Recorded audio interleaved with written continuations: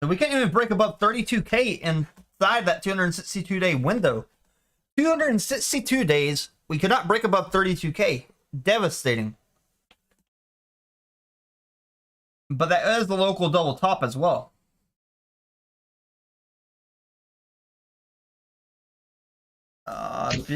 Double top.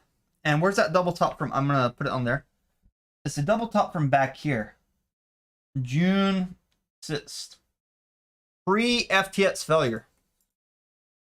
Double top from pre-FTX failure. And we're going to have to drag the chart over a little bit just to get that on here.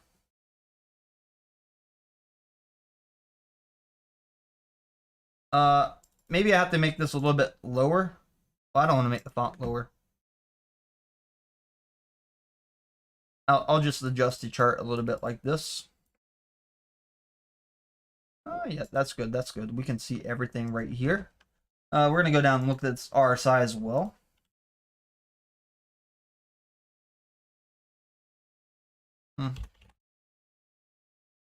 Overbought RSI turning bearish. And you can't really see the MACD.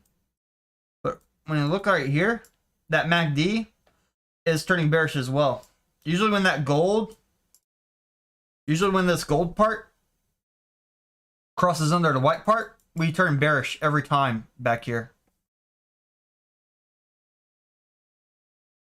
So I'm going to add that to the chart as well. But yeah, this is the Bitcoin USD chart on Binance for the weekly. Hey, Tame, what's going on with Hex today? What do you mean? It seems to be going, I mean, it's gone down quite a bit, I think, hasn't it? Are you looking at PulseChain hits or Ethereum hits?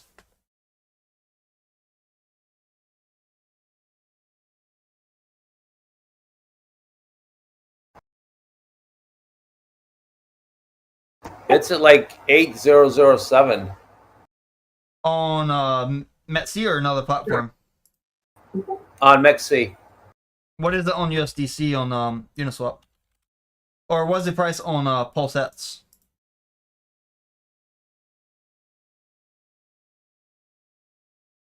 Hex has very little liquidity right now, so you have to combine you also have to combine PulseChain hits and Ethereum hits for the value of hits. Since people that were holding hits had an airdrop copy of PulseChain hits, it's kind of like a 2-to-1 stock split.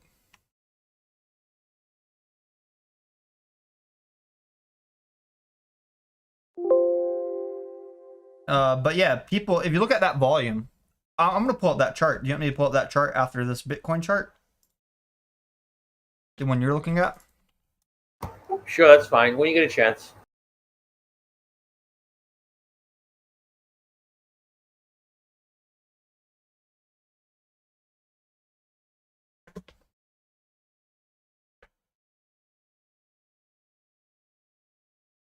So we're going to go over the HETS chart.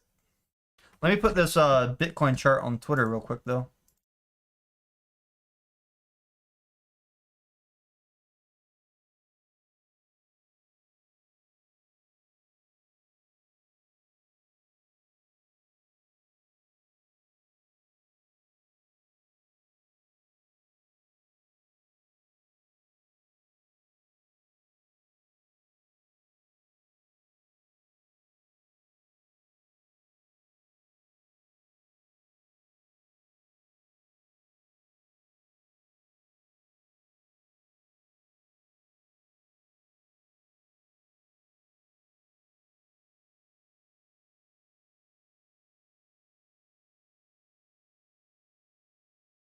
So we're going to go over here. We're going to look at that HETS chart on the MEXC. If you look at MEXC on the 1 minute, look at this. Yeah, people started dumping like over 1 million HETS right here. Although 1 million is not really a lot of volume for HETS dollar value. So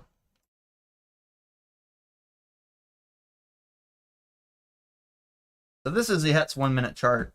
If you look right here, we didn't have any volume, and then all it took right here was about 1.4 million volume to drop the price by like 9.5%. From that def cross to here, about 10%. So I'm going to add that on the chart as well. 1.435 million hits drop price by 10%.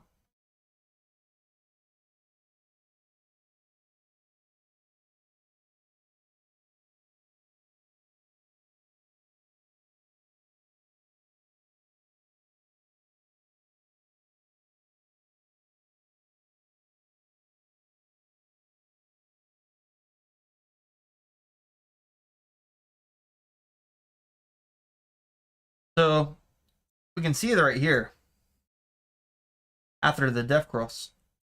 But if people start buying this back up as well, from that dip to up here, that could be like a 10% play on spot.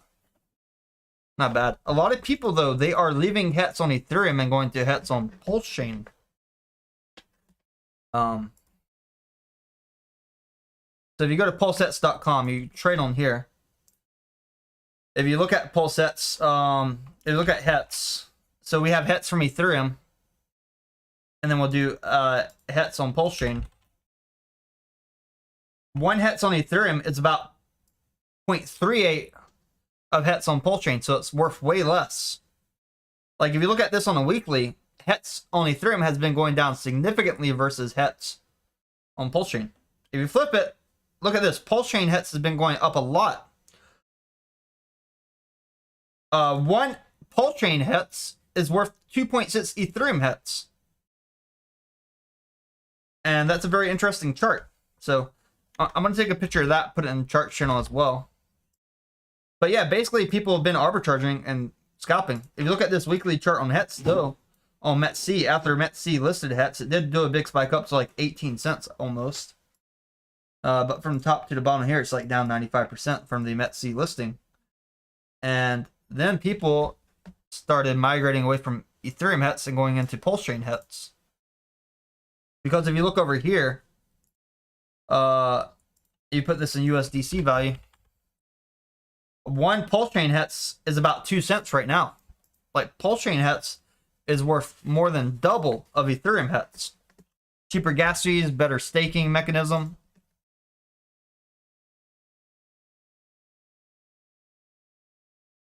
Let me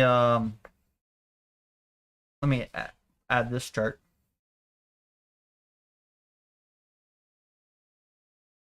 So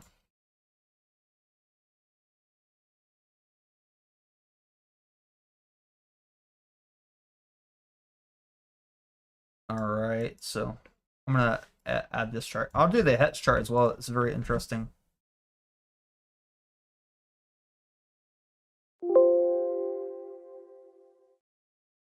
So we're gonna add this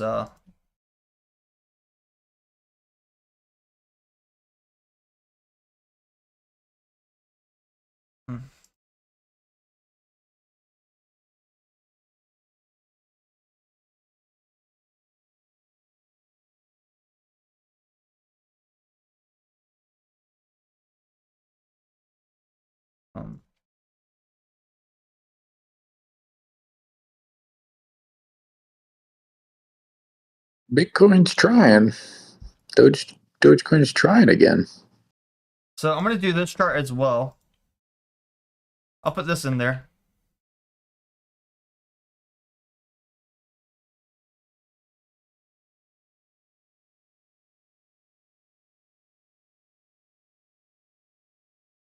So I'm going to take a screenshot of this chart.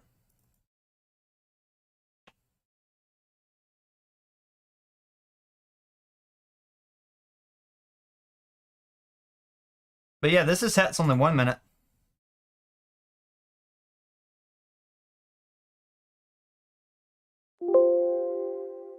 And we're going to add this to the chart.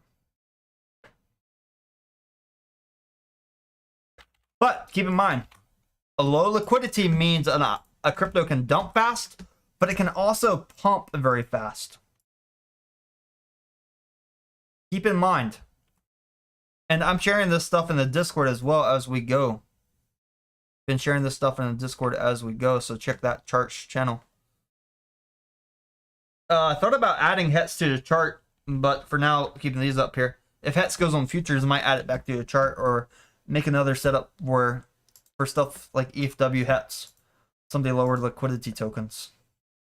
So these tokens up here have way higher liquidity than Hex right now, or ETHW.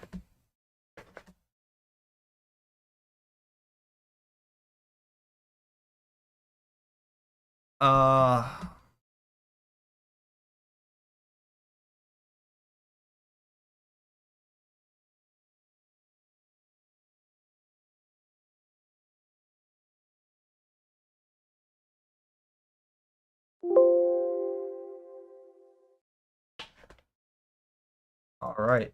Let me post this tweet as well about the Hex.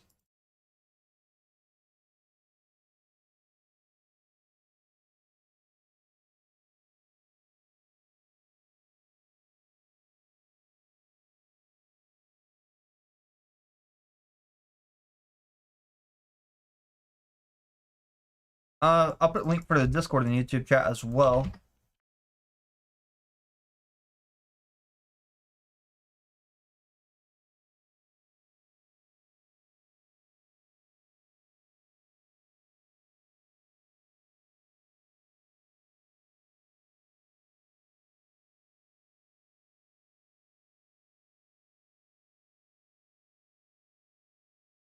Let me look in here. So I did ask for opinions. So we go over here, Discord. Jules says bullish, and he's looking at the MACD. I can see that. Let me look at my Bitcoin chart to see what time frame that's on.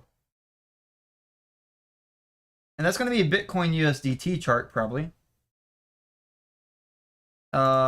Weekly, possibly. Daily? It might be his daily or monthly. He's looking at the monthly. Okay. I can tell that's the monthly chart he's looking at.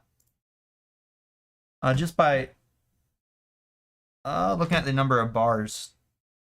His weekly chart is a different chart though. But the monthly, yes, the monthly would be bullish. But usually the short term plays out before the long term. I will add this to a chart channel for those to consider.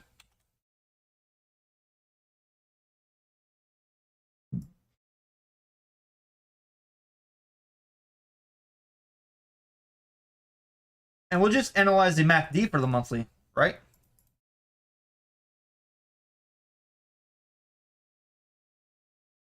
Yeah, this monthly chart's great. Imagine getting your Bitcoin 9,000, selling 52,000, buy 38,000, sell 55,000, get a drop. But we're just focused on this MACD right now. And the monthly just starting though. This could probably change. This candle.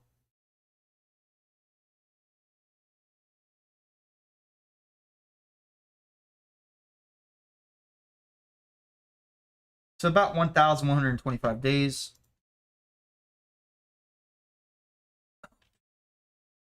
So about 3 years.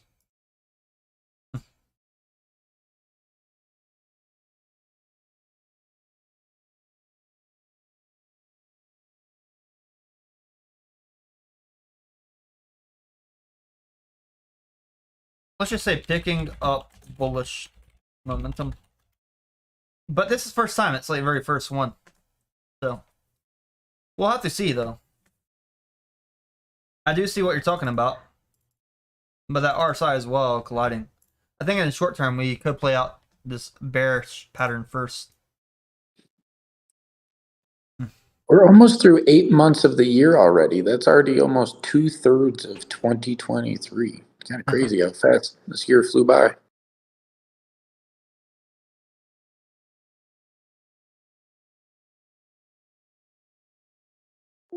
I know a lot of people are definitely going to be bullish on this MACD though, on the monthly.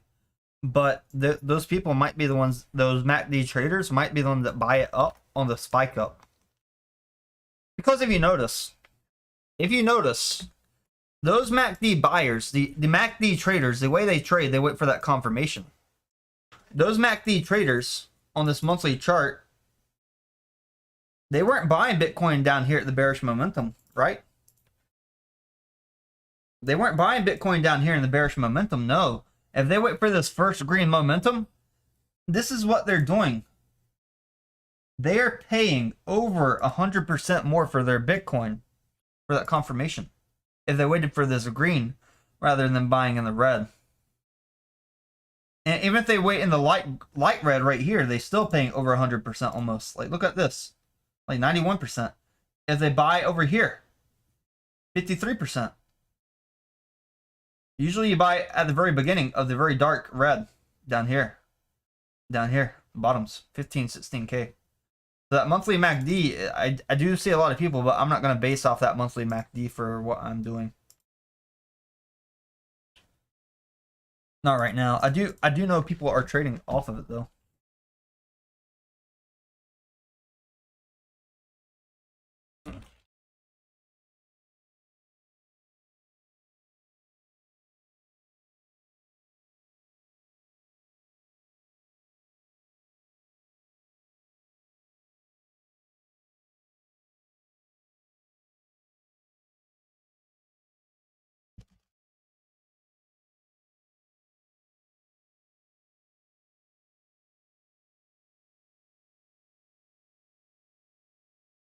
Yeah, I do understand what you're seeing, Jules, but I see the same thing for the MACD, but doesn't make me feel very bullish. Now, here's what would make me very bullish. The MACD turns a little bit green on the monthly, right?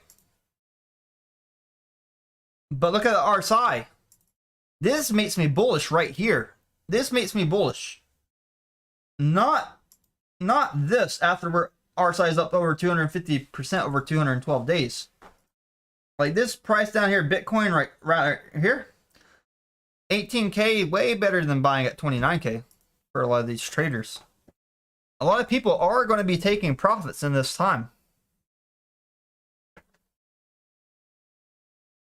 So right now, 204 people voted.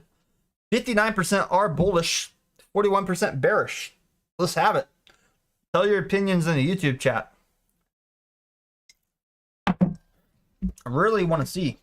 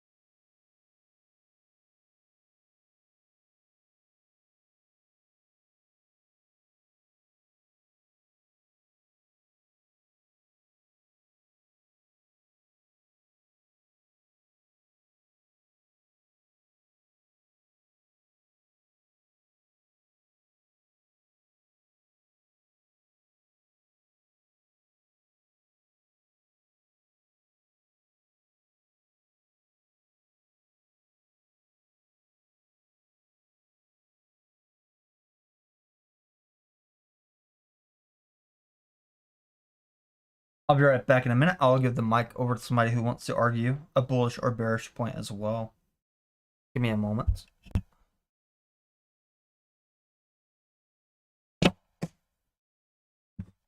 Be right back one moment.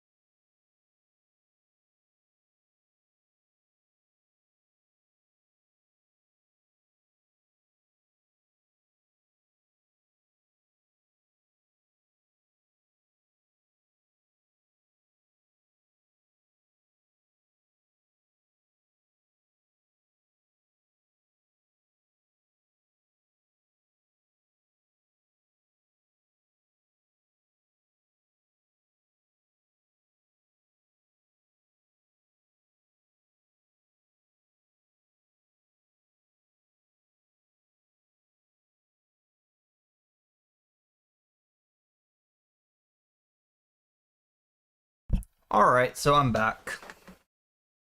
Looking here, we did get a lot of liquidations earlier today, but right now, still lagging behind.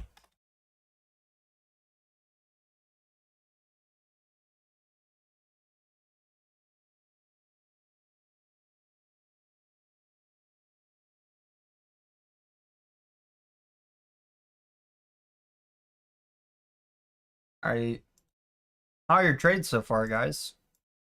Anybody in a really long trade that they've been in for weeks at a time?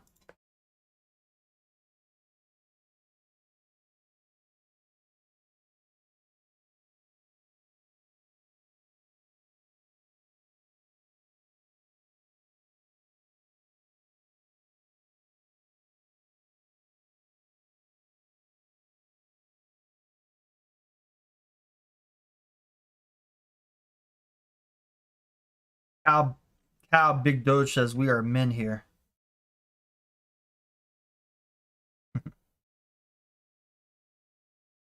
I do think this is day one of the bear market. We will find out. Time will tell us. Time will tell for sure. Well, how far do you think you go down in the bear market is the question. At least 10 to 20% easily. And that's within a few weeks. So if we do go down, I'm looking at 23.2 as support. My chart over here, I did mention $24,600 support down here for Bitcoin. And we look right here, the scary thing is, like 28,000 is the bottom of these long liquidations. And I think this will happen like in a very, very fast amount of time. Like, we're going to end up getting this red candle. I drew this on my chart, the 28th, about 2 days ago. It's a waiting game now, waiting for the dip. That's what people are waiting on, the dip. Already have your buy limits in order in case we wick down quite hard on the liquidation. Well, a 4% we're in doesn't an seem like a lot. position, right? The weekly close just now. The monthly closes tomorrow. Yes.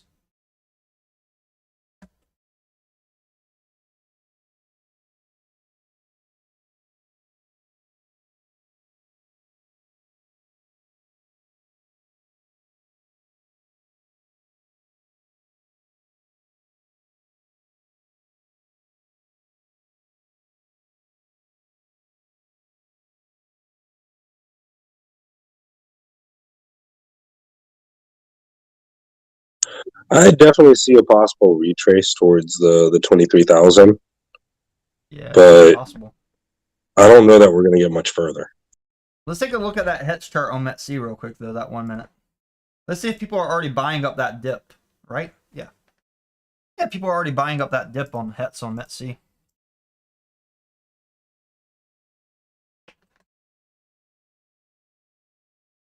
Like, look at the RSI. The RSI went down to like 0.179. That's very low. Oversold. I'm telling you, Hex is like really good for trading low liquidity.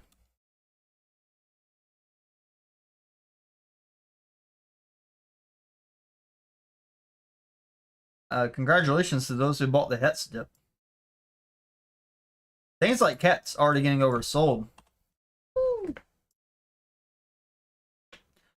From that dip, just from the bottom of the dip, we were at the bottom of the dip for 7 minutes, seven different candles about right there. We're already up 6%, so recovering fast. I do like trading Hex for that low liquidity, and sometimes the longer term trades like to bridge over to PulseChain, do some swaps there, and then bridge back out to USDC and then buy back again on stuff like METC, do those low buy limits.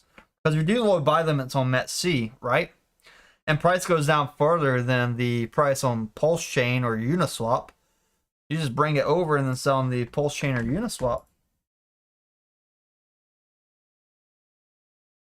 So I think that's the way to do it. Honestly.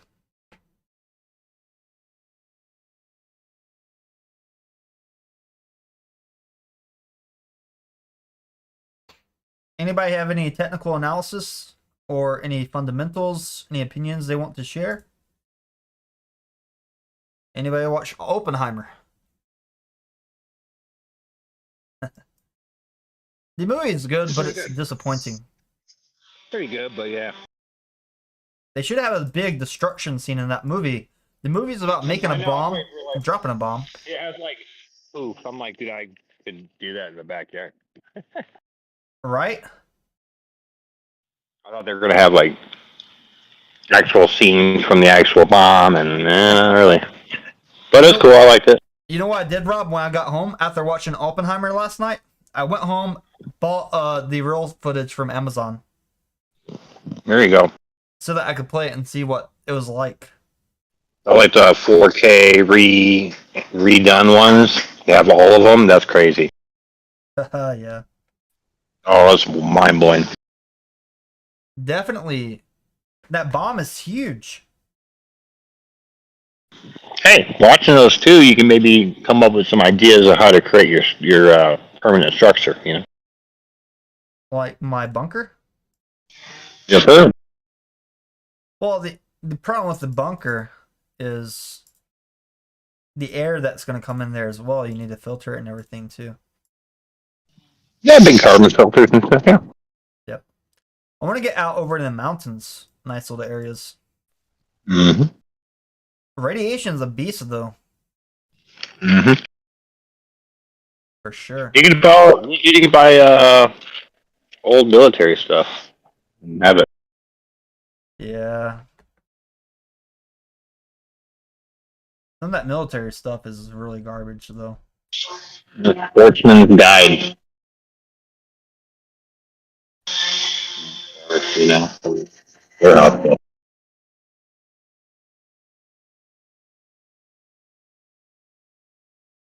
Hmm.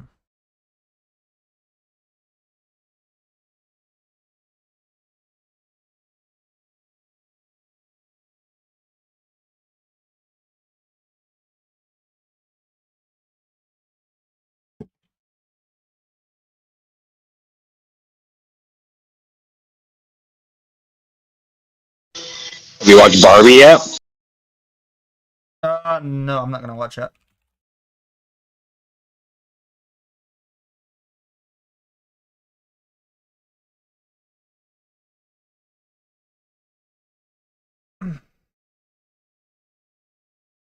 Oh, Barbie.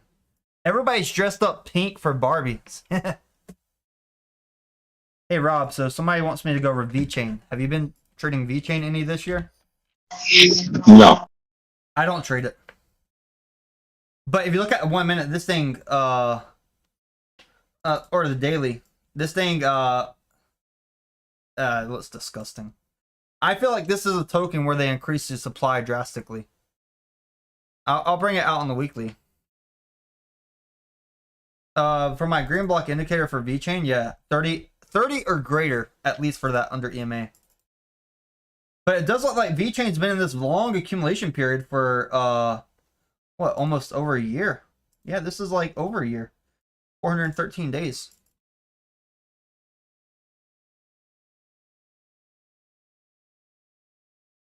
I've heard stories of people buying a lot of Vechain and getting very disappointed early on. Like Vechain was one of the first ones, early ones to like let people disappoint. Calls from the top to a big drop down. It only took about 49 days for the price to go 81% down. So Vechain was that one of the early ones to disappoint people. I remember that.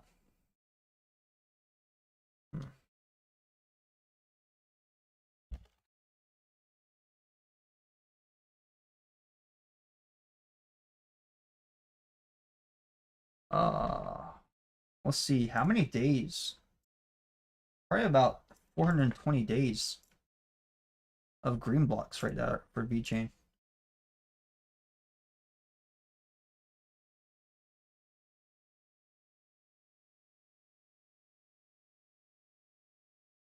This is Vechain on the weekly chart.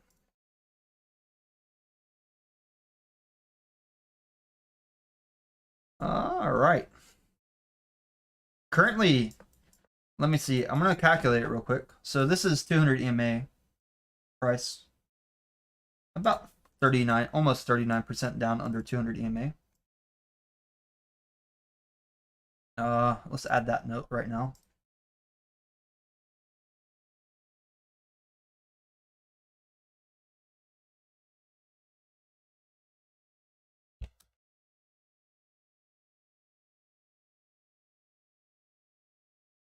All right, this is what we're looking at here.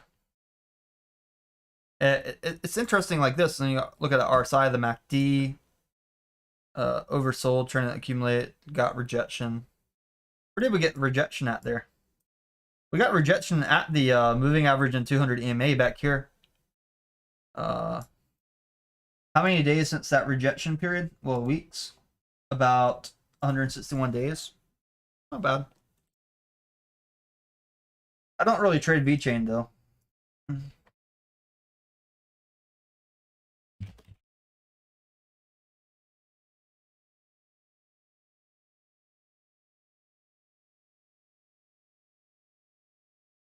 So it was on that 200 EMA where the RSI was overbought as well and got rejected. So that is something to consider up there. And if we look at the MACD for Vechain, it's trying to pick up bullish momentum for like 3 weeks of bullish momentum. So MACD for Vechain is a little bit better. So we're on the 3rd week of bullish momentum. MACD, overall, I'm bullish based off this, but I have to look at the tokenomics and everything.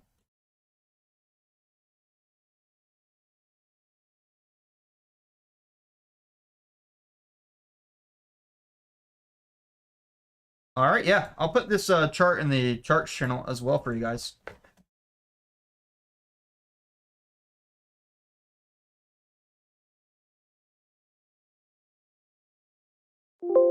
But watch this over here, and then I'm gonna edit that chart.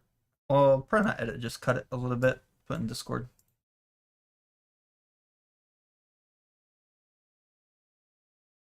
All right, I have that chart. Put that in the Discord charts channel for you guys.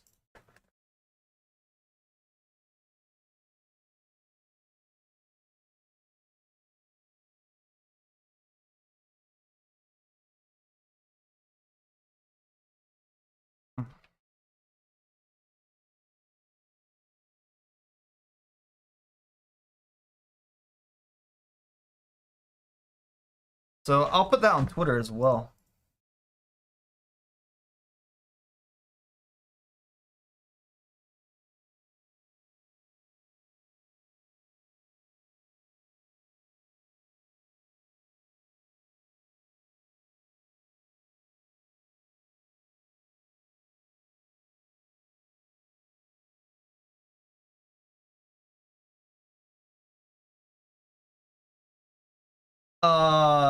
Let me check Vechain real quick.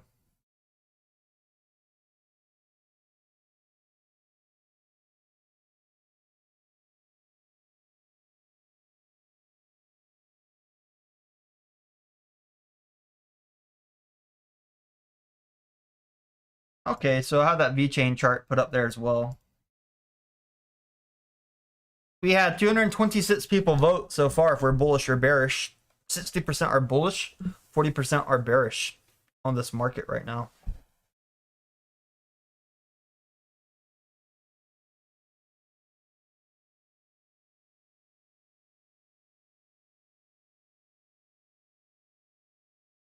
Wilderness Quest says, Tame, are you going to start short scalping? No. I don't like that strategy.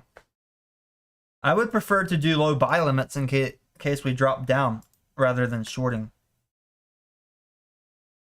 I would be very scared of shorting here, even though I think we're in a bear market, because crypto has very little liquidity compared to the stock market still. People could come in and still pump the price of Bitcoin up 500%. That's how little liquidity we have in the markets right now. I think right before the Bitcoin halving, though, we're going to start seeing more buy pressure.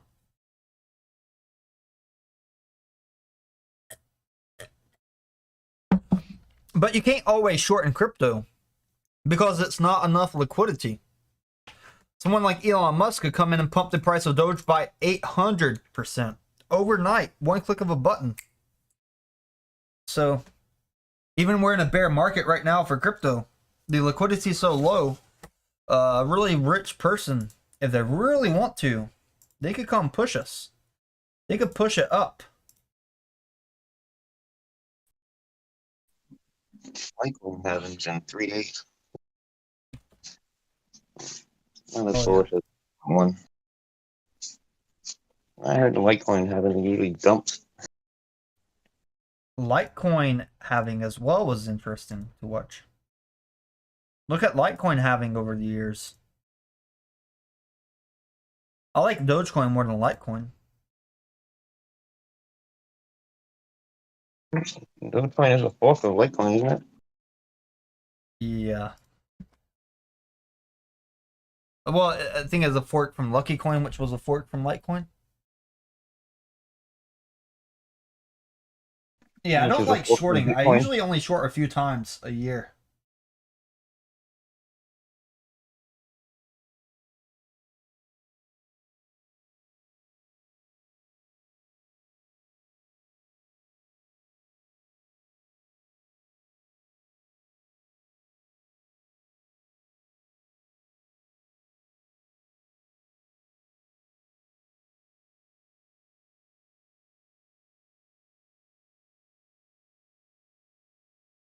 Boom.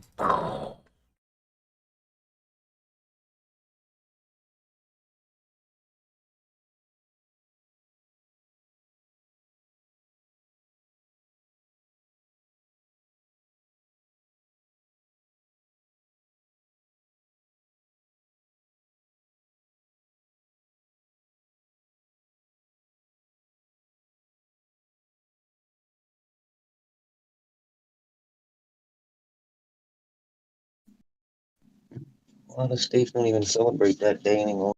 I guess Rhode Island's the only state that celebrates BJ Day. I wonder what Elon plans to do lately. He purchased Twitter and rebranding it. But man, We're all dying to know. at least we saw he did like do some Dogecoin stuff as well in there.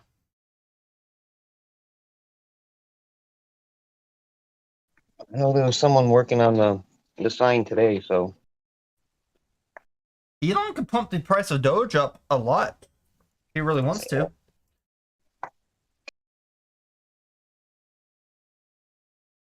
He has a lot of power.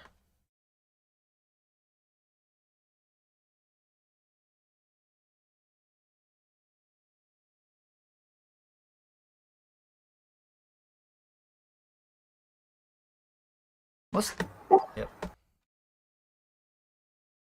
Let me see that price of Hets real quick. I was wanting to look at Hets on MET-C. Somebody brought it up earlier. Like, look at this. So, it's very interesting because Hets is little liquidity. We're looking at this. And these are like very little volume candles, and you get these big volume candles like that. And it's crazy. look at that. Had a wick up to 17 on the 26th. 17 cents, right? Yeah, like look at that. It's insane. Yeah, that's crazy. Like Richard Hart, although he has that saying of no expectations, but I feel like even if Richard Hart just comes in, he could pump the price of Hets if he really wanted to.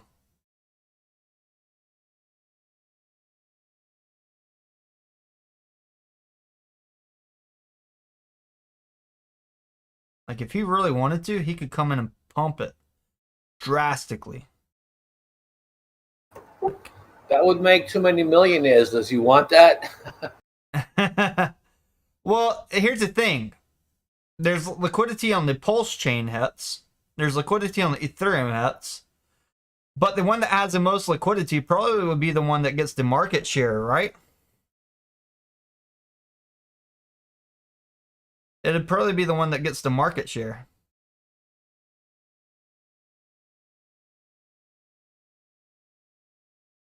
Just like Elon, like you said, if you wanted to pump it, that would make, I mean, a lot of people millionaires. I mean, do they really want that too, though? Well, it's not about making it would Here's the thing about Doge and Elon. Robinhood's still holding too much Doge. They never really put it in like customer wallets, all of it. And we don't have all that data. I really wish we could get data about the Doge Robinhood holds and why they don't put it in wallets for people. We don't have data about the price they pay for their Doge coin. We don't have data about how much money they spent in advertising pushing Dogecoin. We don't have any records between Ken Griffin and Elon Musk talking.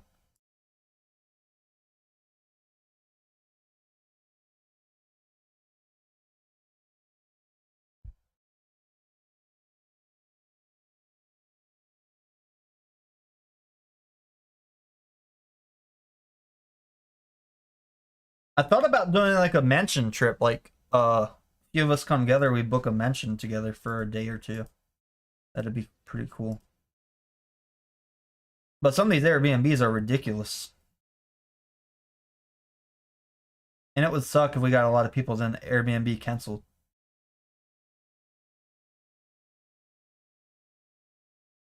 And they have a lot of rules about guests and stuff, and some of them you need the ID of every person to enter at Airbnb.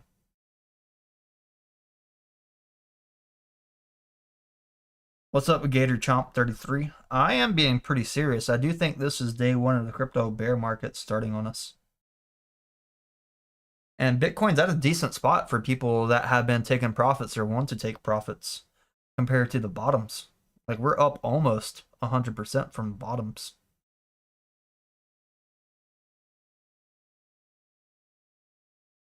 Up almost 100%. So it's pretty decent. If I got my Bitcoin at 16K and had to take profit at 29K, that would not make me sad.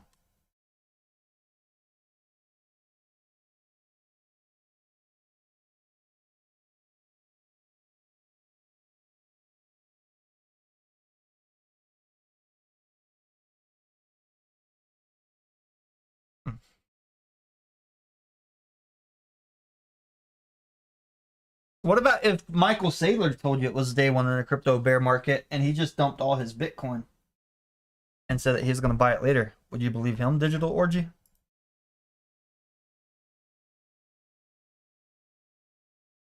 Who would you believe?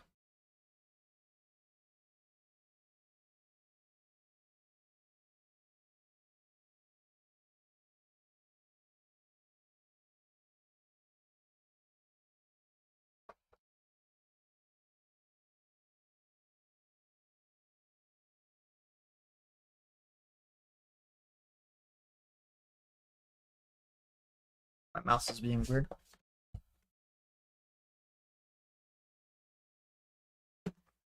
Let's clean this area real quick. Rob, what have you been doing lately? Do anything fun over the weekend?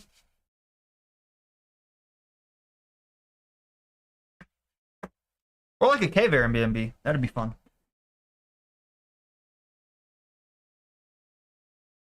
Are you here, Rob? You might be busy. I'm back. I'm back. You do anything? No, I did a bunch of stuff last weekend. It was my birthday last weekend, so we did some shit then. I did some axe throwing this weekend, but nothing major. How is that throwing? All right, I'm under. Do they have any cave Airbnbs near where you live, Rob? Or What like anything- Airbnb? Or like caves that you can go into? Oh yeah, it wouldn't surprise me. It's like abandoned cave you can go in. I see a lot of abandoned gold mines over there. Yeah, I can take you right up right now, and you just start walking in. You're on your own now. If it collapses, I can't help you. Well, if it collapses, you can tell people I'm in there, right? Yeah, Good. we can tie like a rope around you, and I get a winch, and I can just like winch you through the rocks out. That's not going to be fun. But yeah, there's all kinds of electric. You got to be careful about the gases and that stuff. Yeah. I've been seeing a lot of miners on YouTube. They'll bring like a torch with them and when they find like a big hole, they'll light the torch, see if they need gas burning. If it dies, it's low oxygen. If it starts changing colors, it's different fuels, It's pretty cool. different gases. Man, I've been studying a lot about mining and minerals. I think there's so much gold left in America. And that's just America. Peter Schiff is going to have a hard reckoning when the supply of gold starts increasing again. You saw those gems that guy got in the pocket, right? Yeah, those are pretty decent gems. Yeah, he owns his own gold mine. Those aren't cleaned yet either, you know what I mean? Well, one of them you sent me, it was like a very polished one. That's pretty nice. Yeah. Is that the gem show? Does he own the place? He owned a portion of the gold mine, sold it back because it's more of a specimen gold Okay. than this. Yeah, but he's got a lot of gold. Yeah, it'd be fun to go out there and do it. I'm able to go anytime. Like Yeah. I can You can go pan. I can go tomorrow morning if I really wanted to. Yeah. Well, whatever. You know, I got a Jeep and You have to take a Jeep out there? we'll get some rural areas. Okay. You have shovels and stuff? I imagine you have a lot of tools. Yeah. I don't have like a long tom or a sluice or anything. I don't have anything like that. Yeah. Well, I feel like the sluice takes the fun out of it, you know? Oh, you need one. You need one? Yeah, how you gonna get the gold out? I don't want to go Dig get through gold. your I want to hand. get gems. Oh, gems. Yeah. You just gotta dig. Or like specimens, you know? Yeah, a lot of water. You need a lot of water. You just need to dig. And I don't think Which TSA is- will let me bring a pickaxe on my carry-on bag. I got one. Okay, good. You need like little chipping hammers. You know what I'm saying? Yep. Yeah, all that stuff. Yeah, majority of that stuff. Yeah. Cool. You carry a lot of water. Oh, yep, need a lot of water. A lot of water. A lot of water. How far is the drive from your place? About an hour or so, maybe. Okay. I'll start looking up plane tickets and stuff, and we can plan a day one day. Yeah. Preferably weekdays too. You know, because the weekends sometimes they're like packed up in there. Oh, yeah. So that's the great thing about being trader and stuff. We got weekdays. We can do what we want to. Yep. Yes, sir. People said I'm a little bit quieter than Rob. I will fix that real quick. Yeah.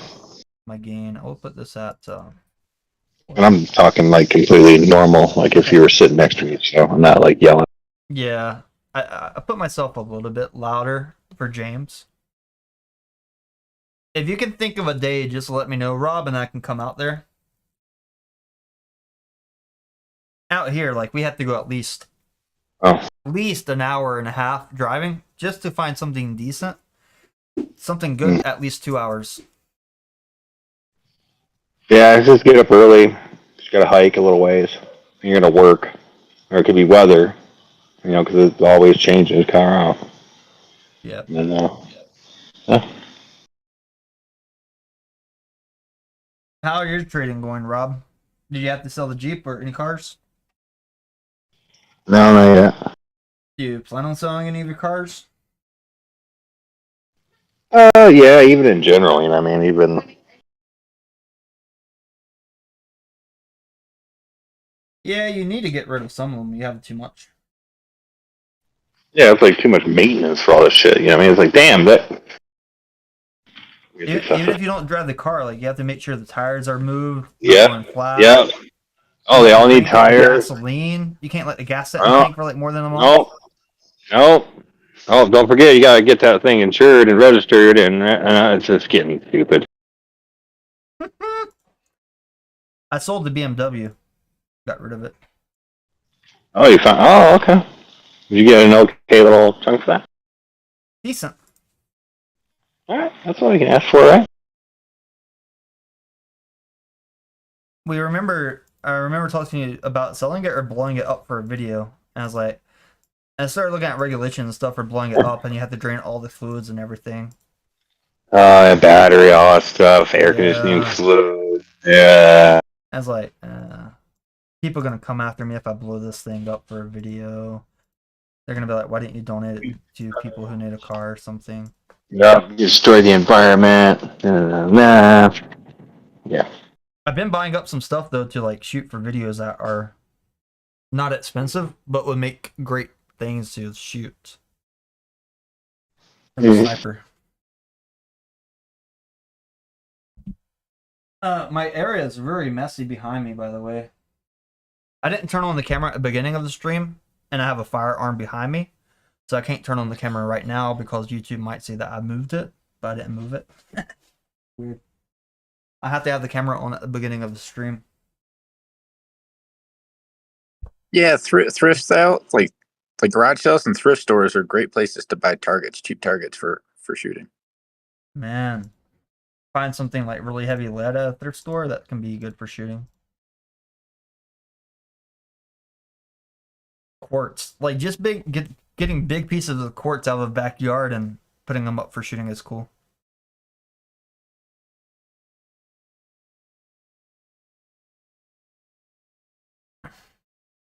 Where's that YouTuber, the Korean YouTuber? Let me check how that Korean YouTuber is trading right now. Oh, he got 80 people watching now.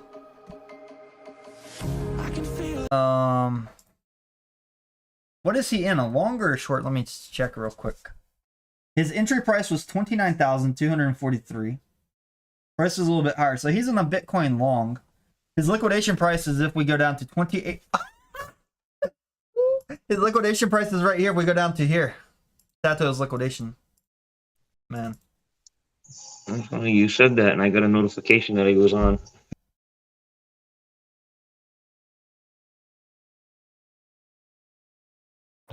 Hey, Tame, do the other exchanges offer that 200 zero liquidation, or is it just on MEXC?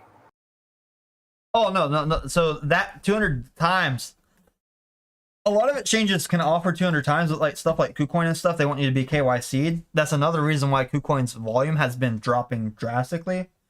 Like you can compare a lot of cryptos on KuCoin versus MEXC or KuCoin versus Binance, and KuCoin volume drops drastically. So when that liquidity gets lower and lower, you got to be very careful. And then because if a platform goes under, they will keep your crypto. MEXC that 200 times, you don't have to be KYC verified. MEXC, Bybit, but usually Americans don't use Bybit, they use the MEXC.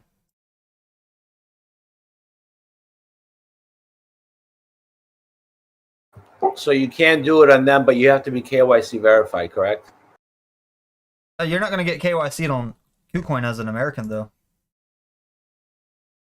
They will not get you.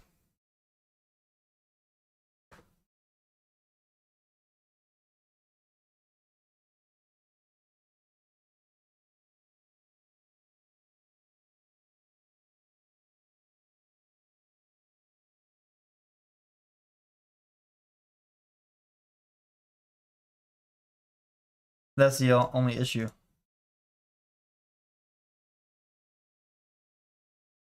You don't have to be KYC'd on MEXC to use the platform, though. Are you verified on MEXC? No, I'm American. I'm not KYC'd on MEXC.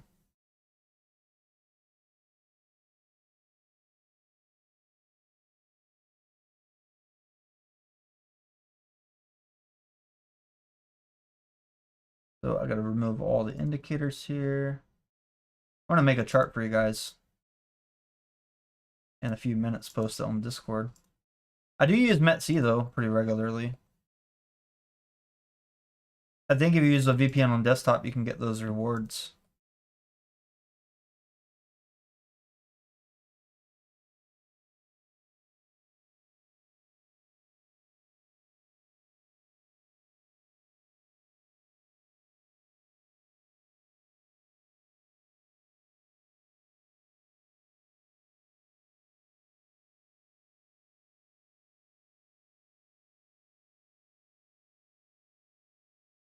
All right, so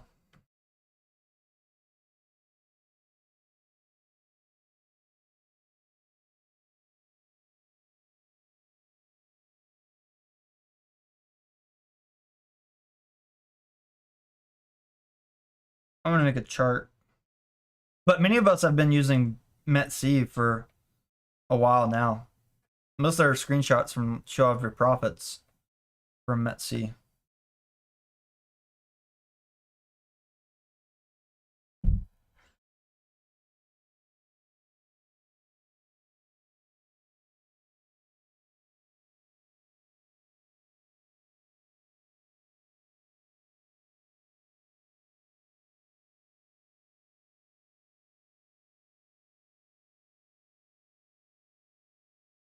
Trying to work on this chart real quick for you guys.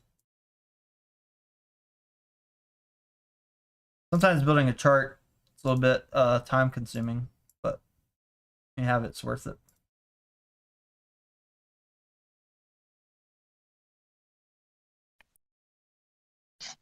Litecoin's been picking up a lot of volume.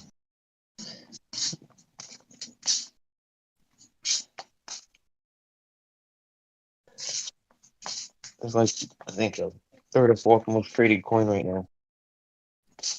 Yeah, Litecoin was getting a lot of volume. Mm-hmm. Yeah. It's been trending on Twitter too. It's really saying because of the halving.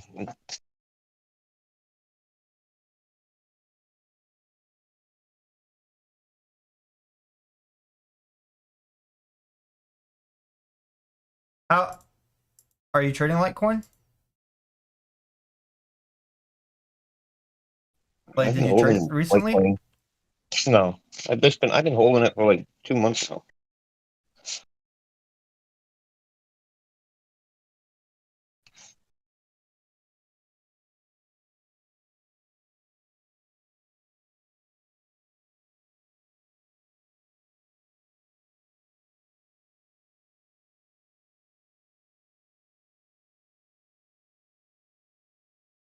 Like, some people don't believe me,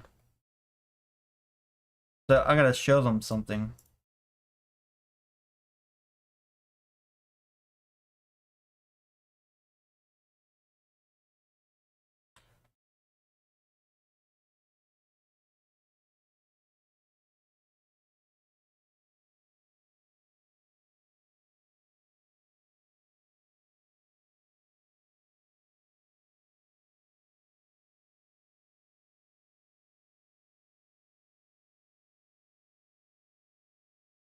So I'm trying to make this chart. After I make this chart, I'll show you.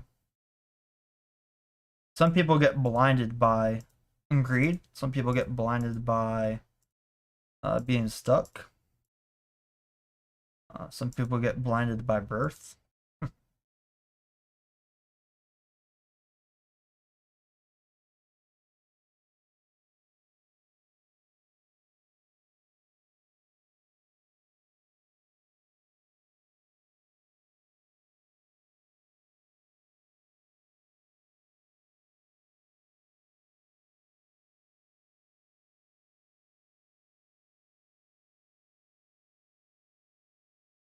So I'm trying to get.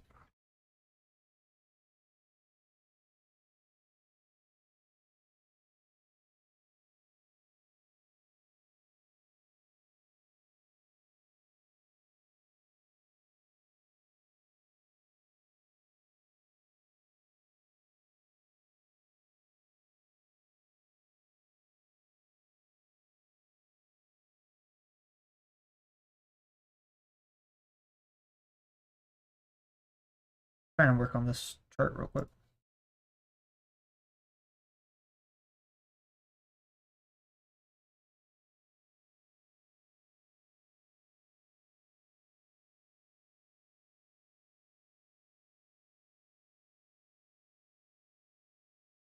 So I'm almost done with this chart. Just taking a little bit of time.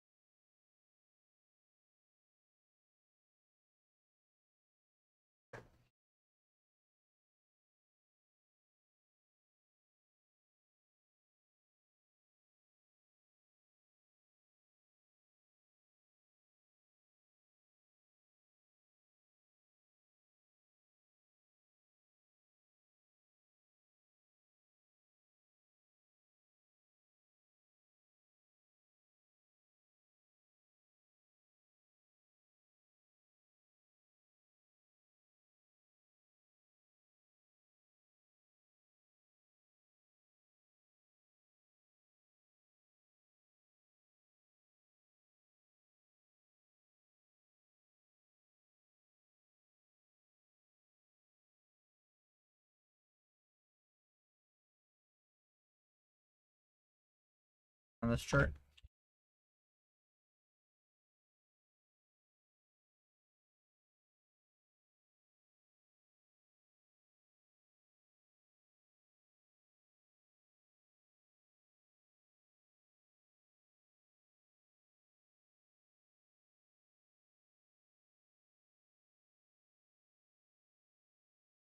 Very interesting chart while you're watching this chart up here on the left side.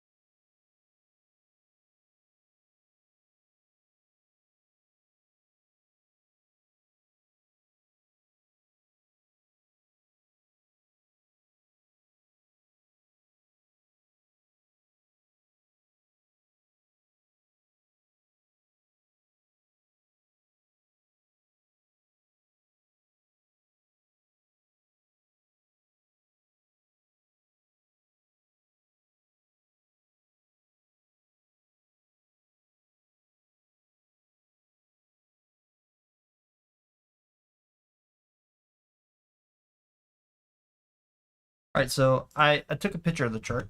I'm going to try to pull it up. I'll put it in Discord. It's a weekly volume.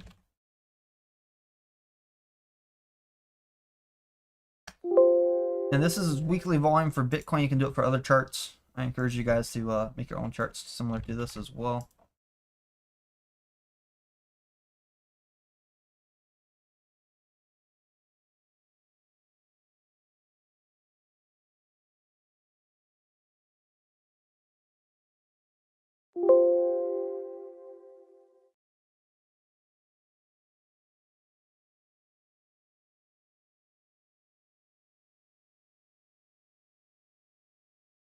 So, I told you guys KuCoin volume has been falling off. You can check it on the charts as well. Should be something that concerns a lot of you guys if you're using KuCoin.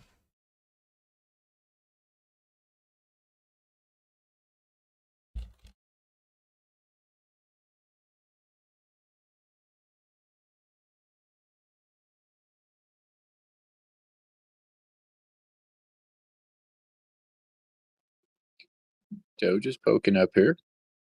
Yep.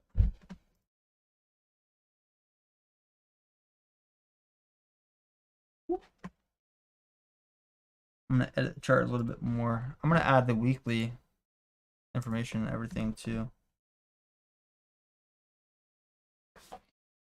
Let's see.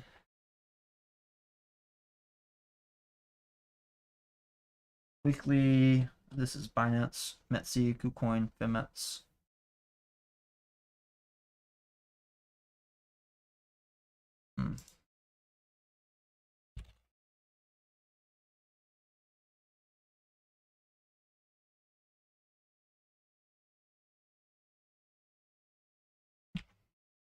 So ever since March, exchange volume has been decreasing on Bitcoin.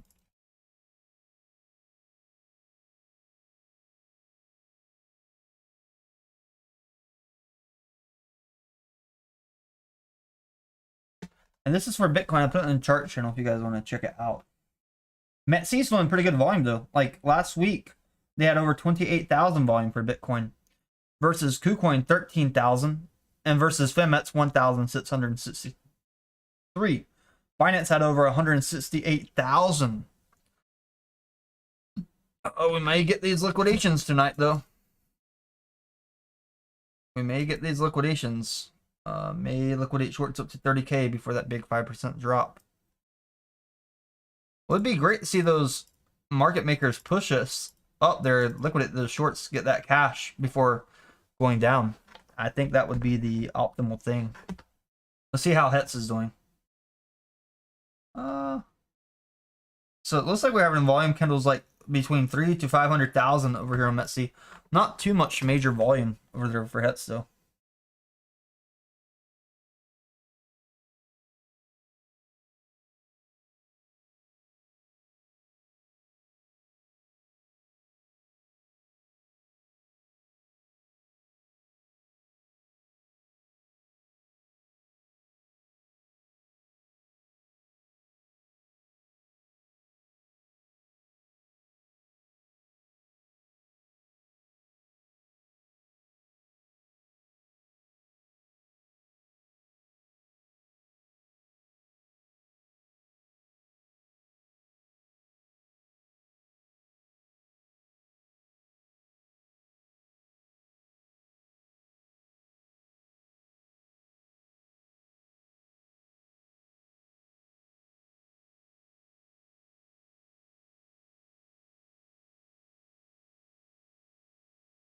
Look at that push up. We still have a lot of shorts to liquidate though.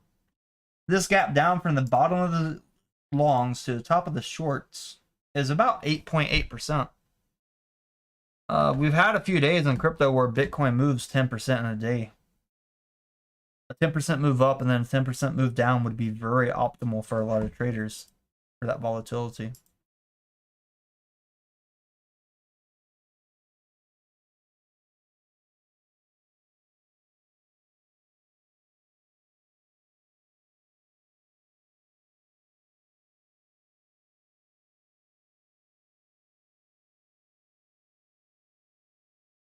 The YouTube poll, 260 people voted.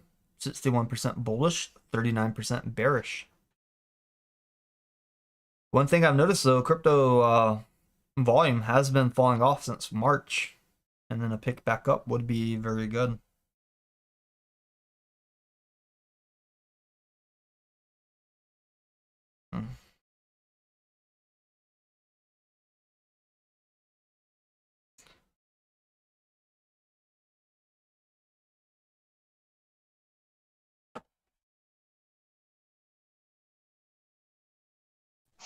A lot of people aren't using exchanges either, so.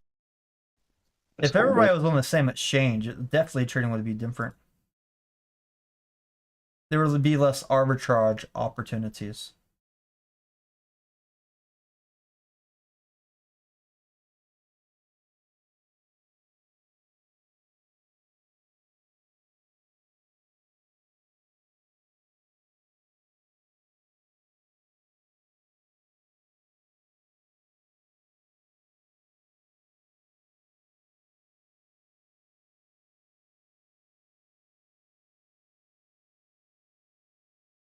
Our child said possible right up to 32K, then rip your face off. Tell one says possible right up and then back down to 25K. That's very possible. Like, it's so attractive for market makers to grab liquidity on both sides. People are over leveraged. People are over leveraged, long and short though. There's a lot more money on the longs right at this moment, but if they can grab the shorts first and push it down, that would make them more money in the short term, which would spark our bear market.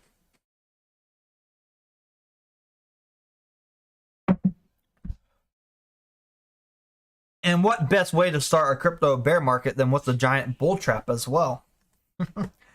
For market makers to dump on you guys.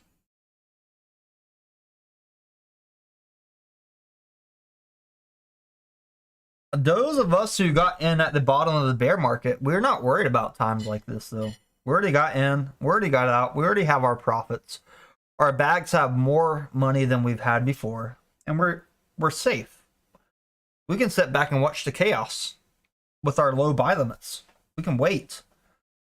We can put our profits in new projects if we wanted to, like not all the profits, obviously, just small amounts, like into projects like PulseChain.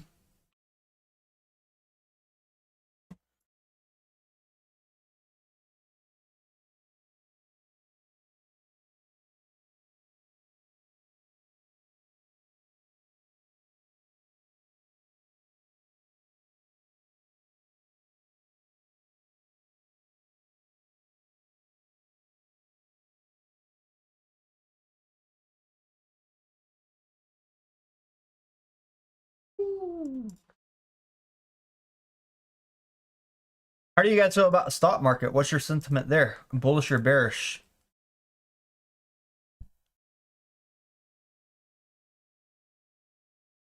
Step away for a second. I'll be right back. Feel free to share your opinion about the stock market.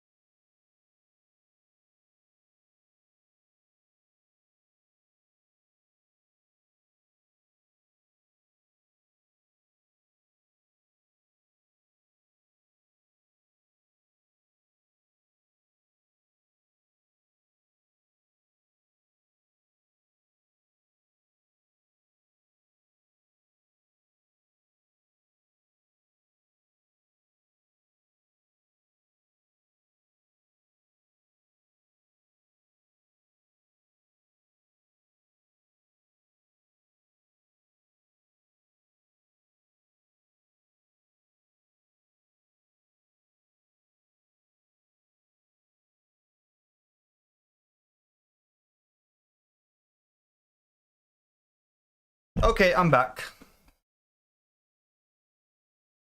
Are you in a long or a short, Rob Coy? Just in a Doge log right now. That's it. Those long? Yeah, had a couple of logs going. They weren't doing so well, so I was like, meh. So they were really small, so I just don't want to deal with them anymore. So yeah, I'm just hanging in there. Oh, wow. I like Doge. I'm in that same boat.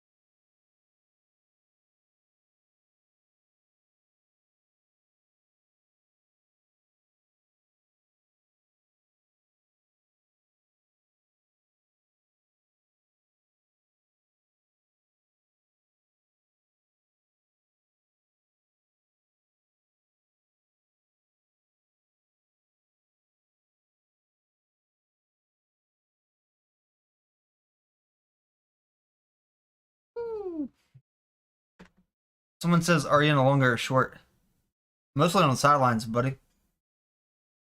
I got Doge on spot, Hex on spot, PulseChain's on spot. Most of my stuff moves to spot. I'm not really deep in futures right now.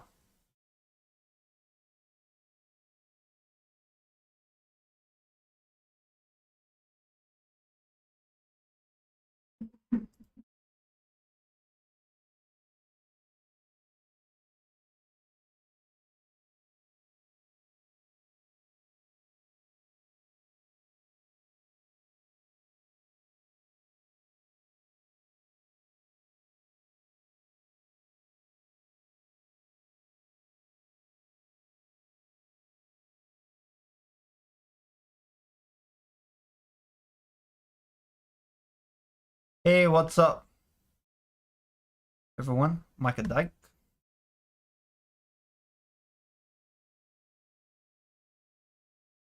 Yeah, crypto and innovation. We've already had a lot of innovation with crypto, though. Like, we've been running for over 14 years almost. And then they even had like crypto code and stuff long before Satoshi Nakamoto. So we've been at this for like 13 years.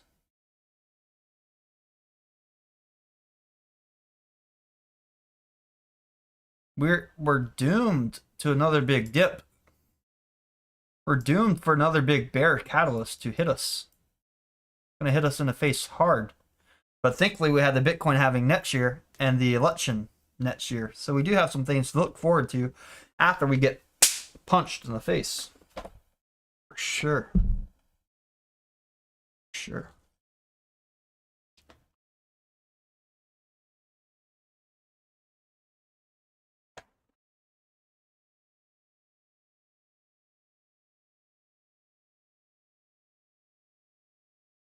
How you feel, Rob? You feel like a bearish catalyst come hit us in the face?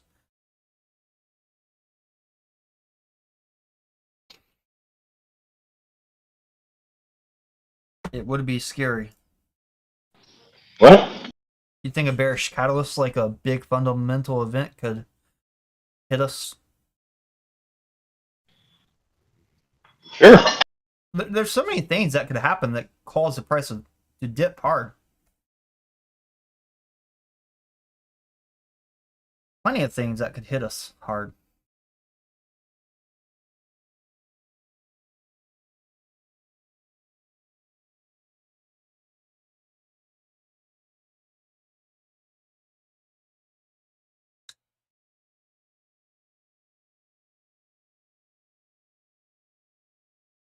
Joe Rogan, just saw him pop up on Twitter. I haven't watched his podcast lately. Probably in a few months. You've got a couple good ones, just recent ones. Yeah. We have 269 people voted. So far, it's Hey, you should, bullish. you should rent that. They have like a thing in the Amazon, like a giant tree fort, the tallest tree fort in the world. And it's like, it's got a bathroom and everything. It's in the middle of the Amazon forest. And you stay there at night, and then, that money gets donated to save the Amazon. Wow. Really? Yeah, just, hold on. I'll give you that's that guy that was in the Amazon trying to save it. He's on Joe Rogan. He was just on like one of the last two. I think it's the last one. Damn it, because I just tried to Google Amazon tree fort and I just get a bunch of Amazon links. The shopping site. But the Amazon, that's really far away from everybody.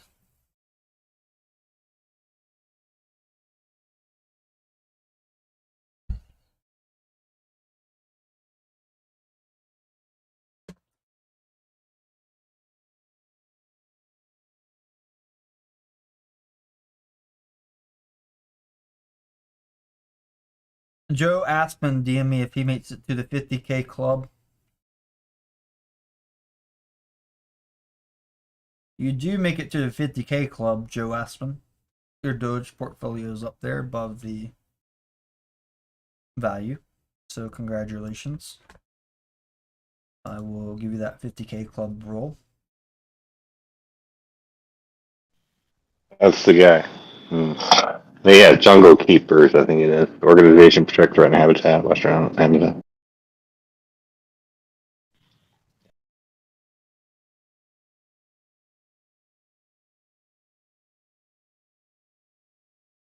Oh, this is on Spotify. No, it's a Joe Rogan podcast. You can find it anywhere. He talks about it. That guy. That's a good one to listen to. I'll listen to it. But like, we can rent it out. Yeah, he was talking about it. They got like solar panel. They got Wi-Fi. They got Starlink.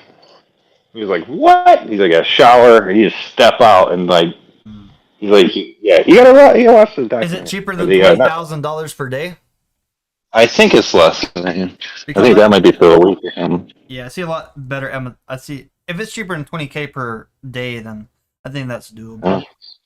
Go to that founding website or something like that. I don't know. It's a good podcast. First one is good because he's talking about like the Amazon tribe, like shooting like 5-foot arrows, cut his teammate right across the head. I got pictures and it's crazy, dude. Oh, that sounds scary. Yeah, his previous one and that one is like super good, man. Recommend.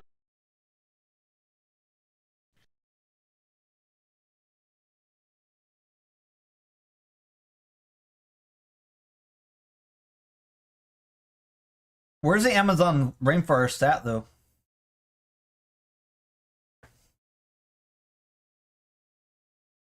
Like, what part of the rainforest would this be in? It's the middle of a 5,000 something mile square. It's like right in the middle of their like habitat where they've saved. I saw a documentary before about the rainforest where they think that people built it.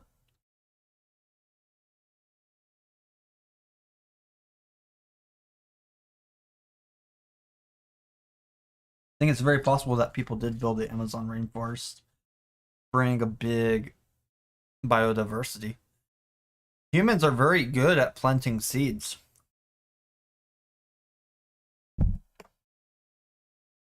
Combine humans with some birds, you can get seeds spread really far.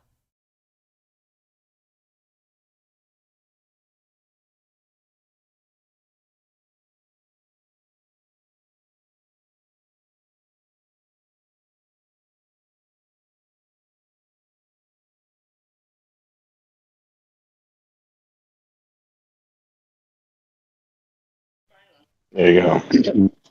55,000 acres Amazon habitat. Amazing. You're like in the middle of it. They gotta like trek you in so like a leopard don't eat you and shit. Super cool. World's tallest tree fort. Yeah, you're like over the like treetops. He said in the morning, all the monkeys jumping around across in the morning and everything. It's so loud you can barely talk to each other. I don't know. Now, Yeah. I'm googling world's tallest tree houses, and now I'm getting some like in Laos. The other toughest thing that I've found about an Airbnb sometimes is that it's tough because you got to go buy all the groceries and things. Sometimes what's really good, me working for like Marriott, is that we could go to like an all-inclusive resort anywhere around the world. We have all kinds of different destinations right in our country and just outside of it, all over the world. So that's another thing, and I can get extremely low discounted rates too. If we ever want to do it as a huge group, 10 rooms, 15 rooms, all kinds. So It's just a different vibe inside of a mansion versus inside of a hotel. You yeah, get but better they just pictures come in a mansion they than just a come hotel. they just come empty, so you got to fill it up. Everybody's got to go to the store and get stuff, and so it's easy when you go to an all inclusive because it comes with food, drinks, beautiful rooms, all kinds of pools and spas, all kinds of cool beaches and stuff. But yes, yeah, I'm super down with the Airbnb. They're just tough to really do unless you're there for like a week or so. And some of them are scammers, the Airbnbs. Yeah, you're right, and also the cleaning fees that come after sometimes almost just as much as the Airbnb. So just a word of recommendation. Yeah, you might get somebody that try to smoke in there. Like they're like trying to hit a bong or something. You're like, no smoking.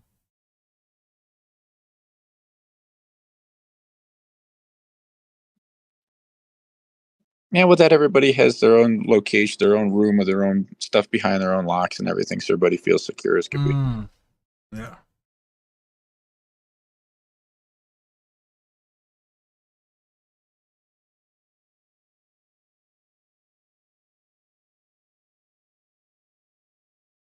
In North Carolina, we have a place called the Biltmore House. It's really nice.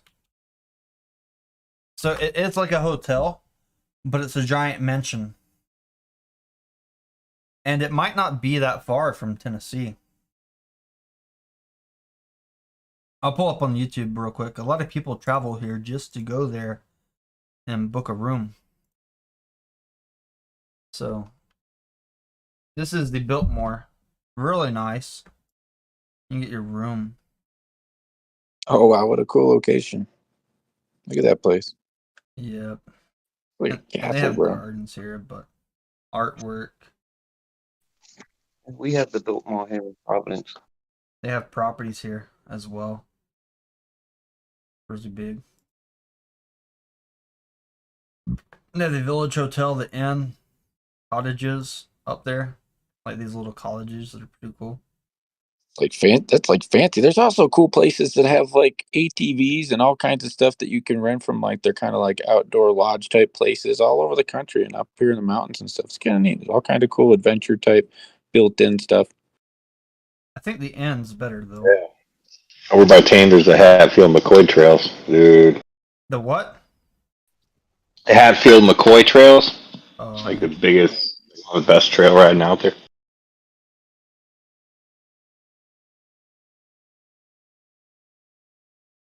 Like these rooms are very old looking.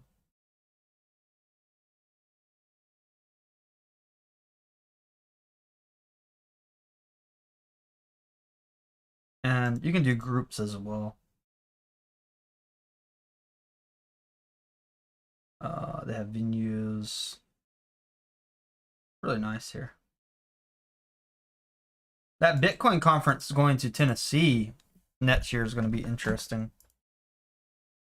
Tennessee is a very different vibe compared to Miami. I will say that. Aspen, there's a place, I think Avalanche Hot Springs. I think we stayed there out there by Aspen. I think that's what it was called. Like 5 pools.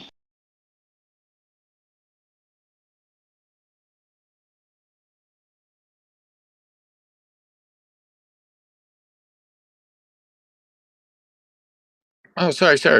Whereabouts is it located? Avalanche Ranch.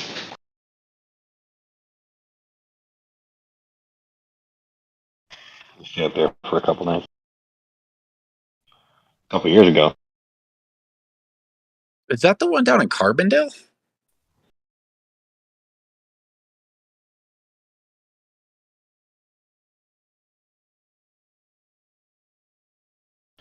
Between Glenwood and Aspen.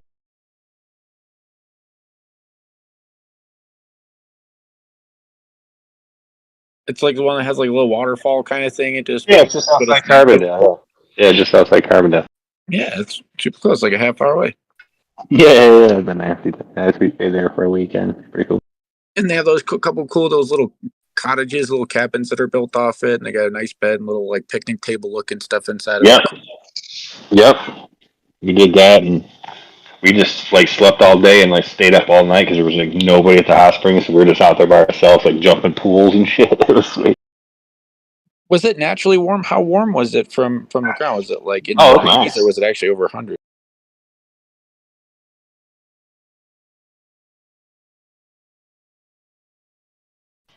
I can't remember. I have to check the website.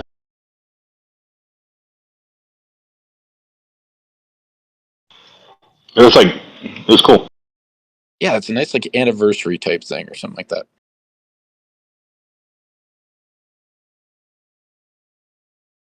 I want to ask about the Bitcoin conference. It's going to be in Nashville, Tennessee next time. Is it really? Yeah, really. That one, I don't know. I like Nashville. If you buy your ticket right now, it's $349 for general admission. Oh, just go to Nashville. What? Rather just go to Nashville. In the Bitcoin conference? Yeah. I don't need to go in. Yep. What do I get for going in? I'm not going to get by just hanging out. Right? Right.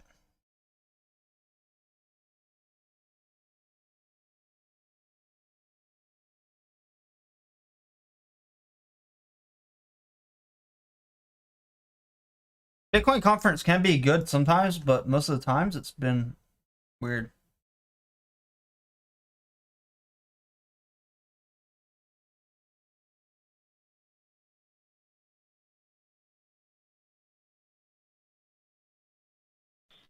Nashville seems pretty cool, though.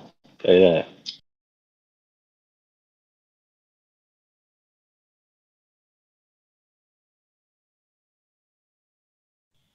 What's up with this meetup thing? Are we still waiting for Bitcoin to hit or Doge to hit $1 before we all meet up? Oh, it's just coordination. Yeah, that's true.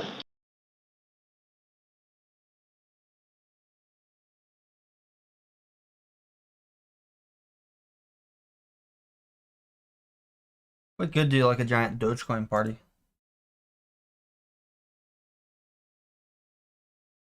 We have to get like a good area and everything though.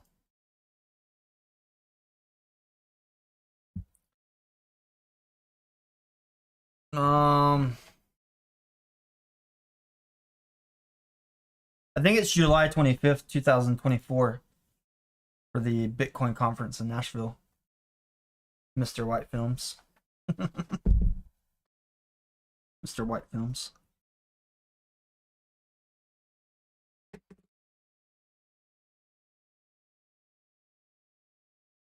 Tickets right now like $350. It pays to buy early.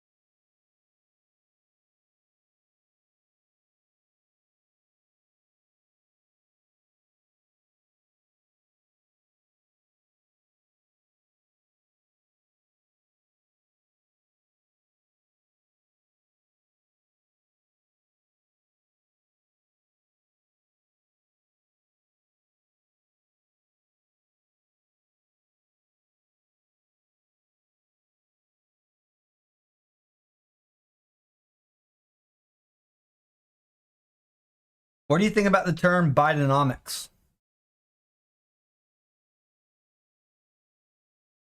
When did they first come up with that word, Bidenomics?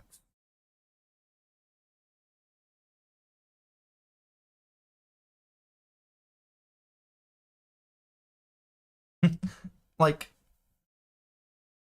saying Bidenomics is like you're discrediting economics. It's like they don't care about the true economy.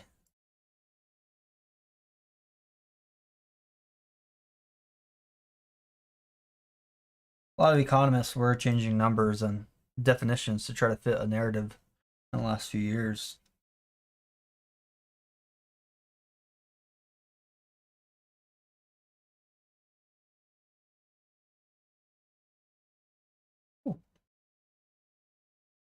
Where do you think would be a good meetup place, Rob?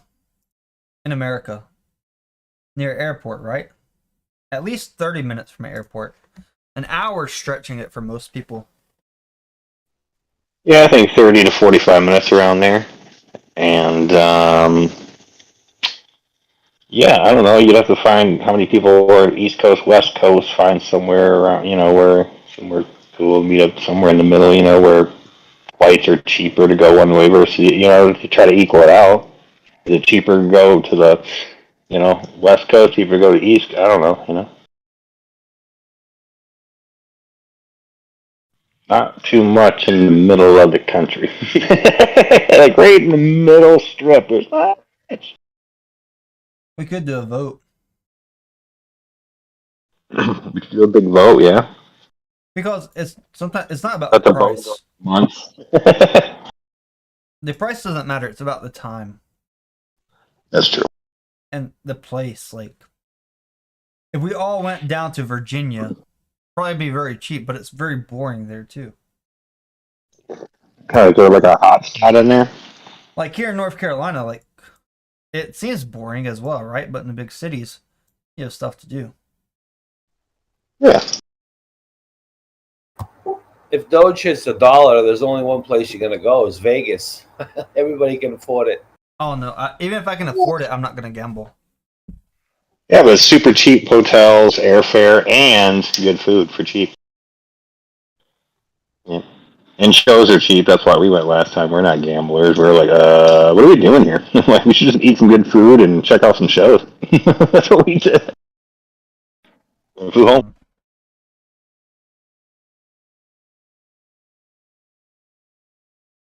You guys feel like organizing a meetup? How many people would be interested in a meetup if we did Discord, some YouTube?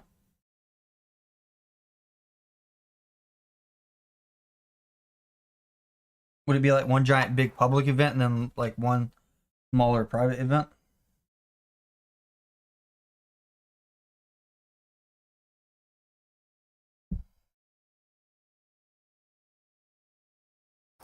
I'm in.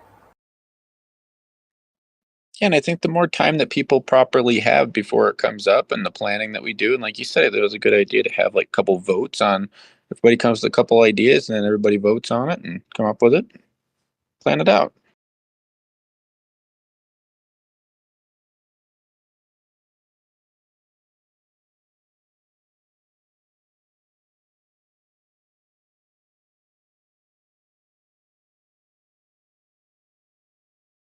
Right?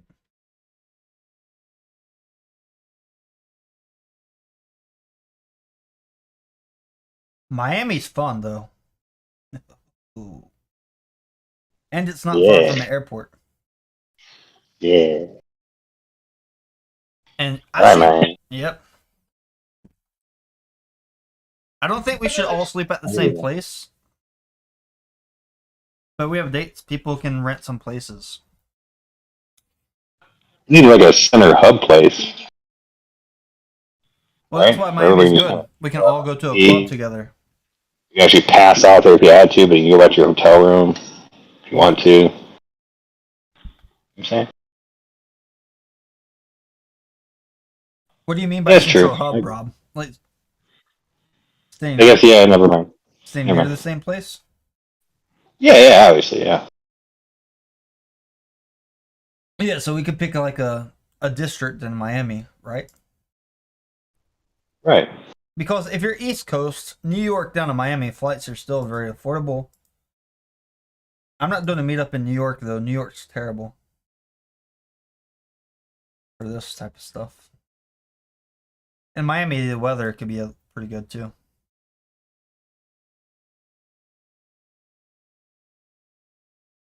All right. Who would want to join the meetup in the YouTube?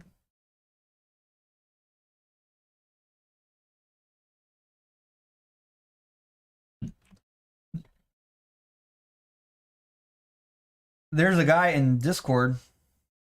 I can't tell who's who now because the name changed Discord. He said his company is having a party.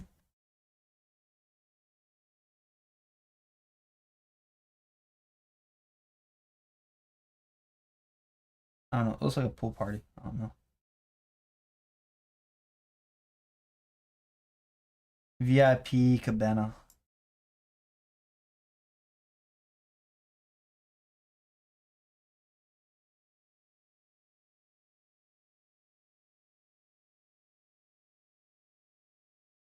Do you like Miami, Rob?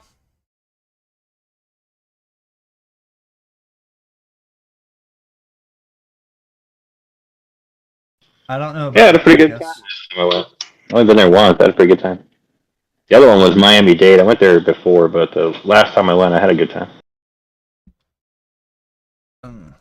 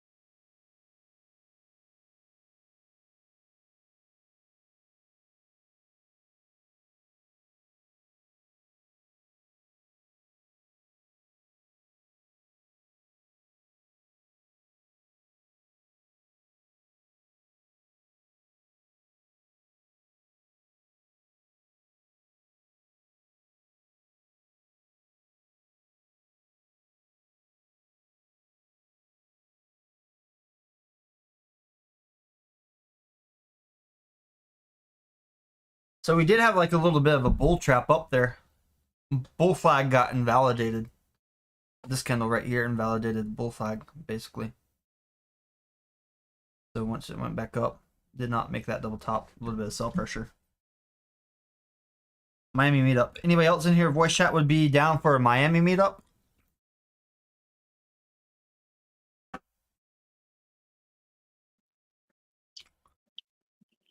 Miami really has so much to do.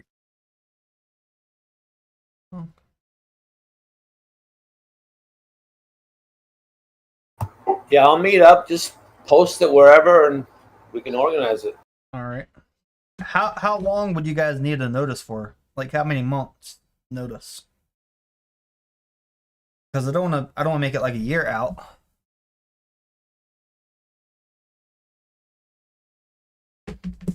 Or 90 days. 4 months? Is that too much? 6? I don't know. 3 to 4 months.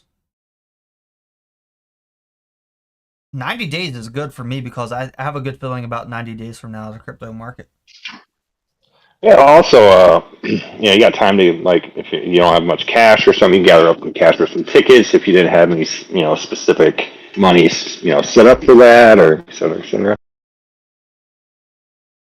And you could probably find a buddy in the Discord to share a room with if you need to. Yep. And or start looking at a little more affordable tickets, flight tickets. You know what I mean? If it's a couple months out, it's a lot cheaper. Yeah, 3 months out. Like, look, if I do a plane You ticket get- to Miami for 3 months out, my ticket's going to be about $70 round trip. You do 10 Southwest, dude. Start going through the flights a year out. Find all the cheap ass flights everywhere, and if you can't make them, just cancel them for free. Yep. You cancel down to the last minute.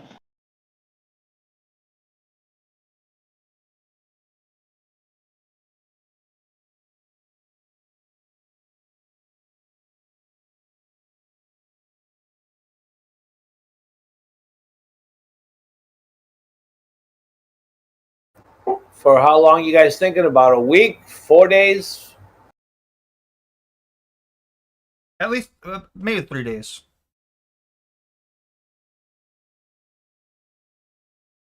Well, I just looked up from Boston to Miami, like in sometime in October. It's like $90 round trip. Yeah, that's not bad.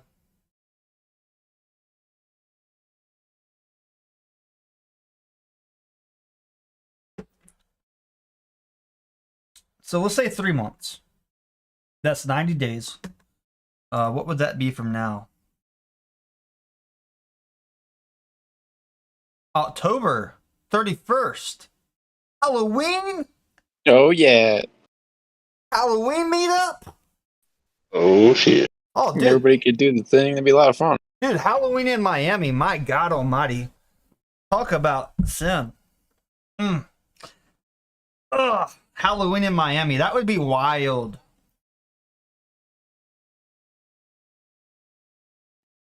Yeah, sounds like a cool trip. Everybody's able to plan out this far in the future. It'd be pretty cool.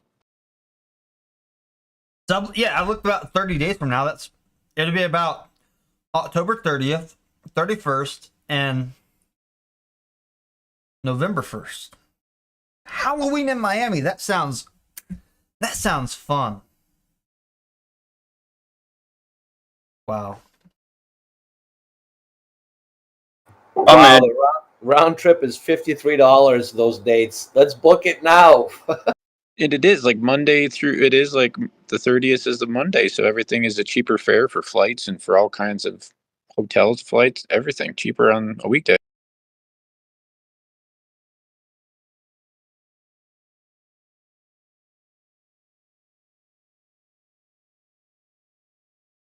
All right, so what part of Miami? Let me check real quick the map. Come on, Google Maps. Let's go.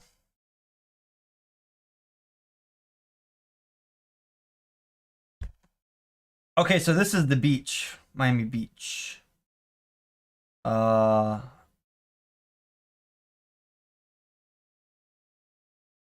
me double check this.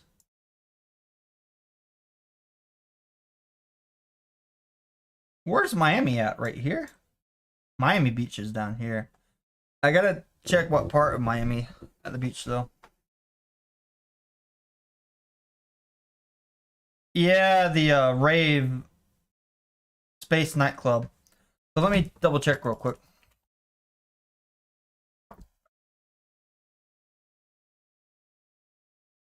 Oh shit, these places are very far away down in, man, Miami's giant, Rob. Ooh, Miami is huge.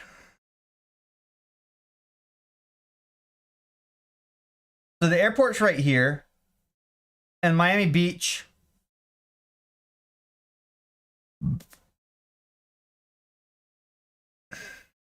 Oh shit, can we do this one? Now, is Miami Beach the same as South Beach, or is that a different area? I'm looking at Google Maps. It's a pretty big area. Cause that you want to do closer to the bottom side of Miami Beach.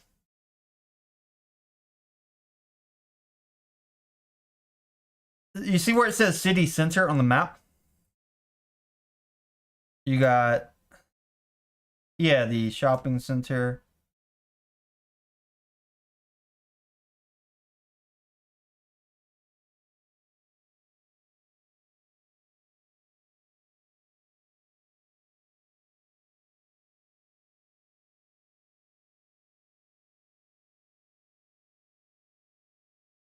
I'm looking at the same map locations than I do. I see all kinds of the downtown areas out by the airport, a little bit south of that. I also was looking up if I wanted to book it with like a 15 room party or rooms for an event space. If we needed the event space, and I could do it up to 35 guest rooms, all kinds of things. So I'm just looking up, putting in multiple things and huge cheap deals that come through.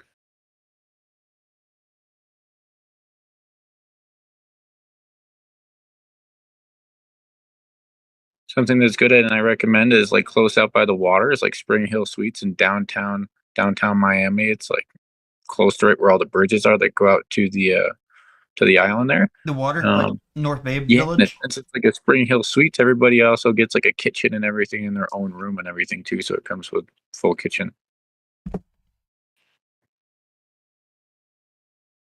For only $149 a night, type beautiful location right by the water.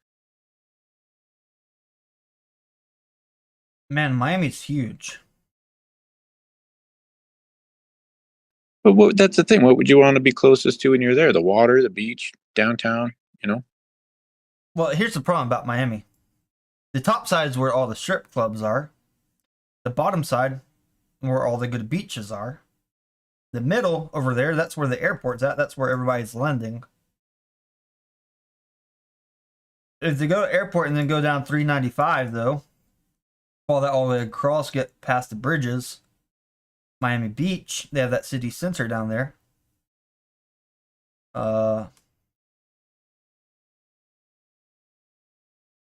Flamingo Park.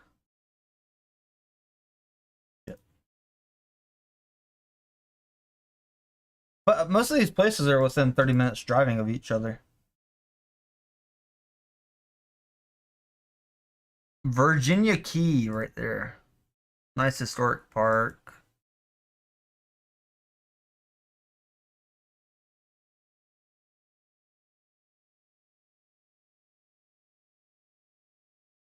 So I'm thinking people can probably book wherever they want to stay.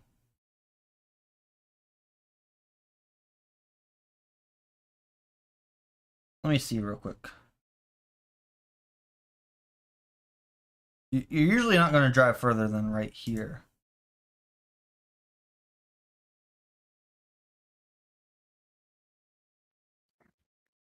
Yeah, it's like, yeah, this is very reasonable. Like, the most you should be driving in any of these places, unless there's traffic, is like 30 minutes. Most of these places are 30 minutes away from the airport. Unless you go down the very bottom down here, but that's leaving Miami. South Miami's too far from all the places, I think. And all those places close to the airport usually provide shuttles as well, so they provide free shuttle pickup and drop offs too.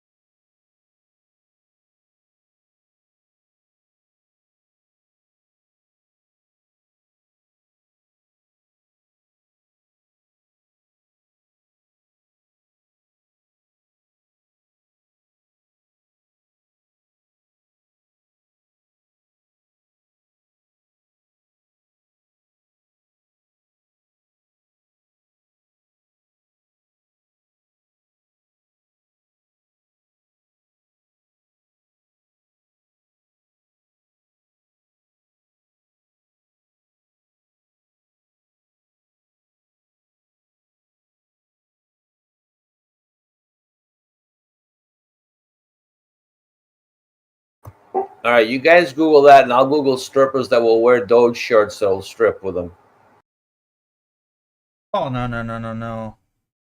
We're not paying people to take off a Dogecoin shirt. They should be putting it on. I don't want to see them taking it off.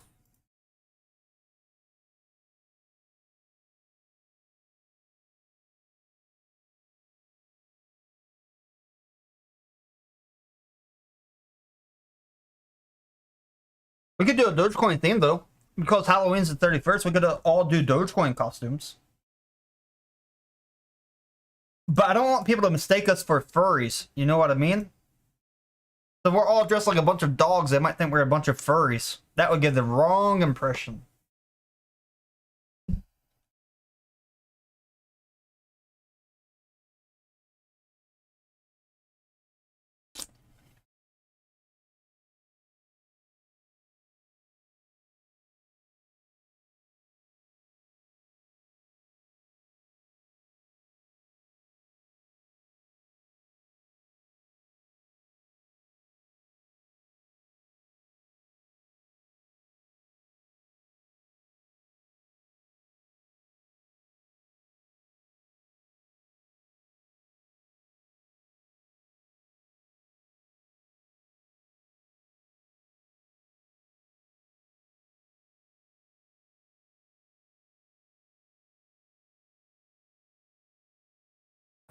Isn't D Block from that area down in Miami? Yes.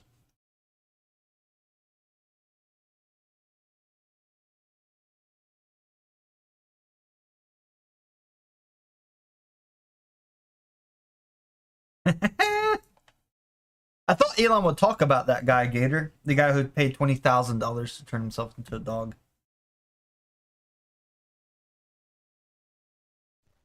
Did you see that shit? Dude, I thought that was... I swear I thought Elon would talk about it. It has gone way out of line.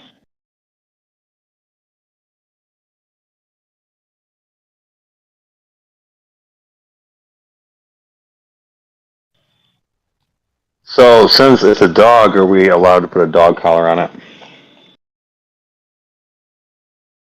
A lot of money. Hmm. But it's like a costume. You saw the video? No, I just saw a picture, a couple photos, and I'm like, that is fake as shit. And then I was like, oh my god, that's actually a dude in a dog suit. Nah, look. I do not watch the video. I do not. Watch the video. Like, It looks like a like very they- stuffed. It looks like a stuffed animal.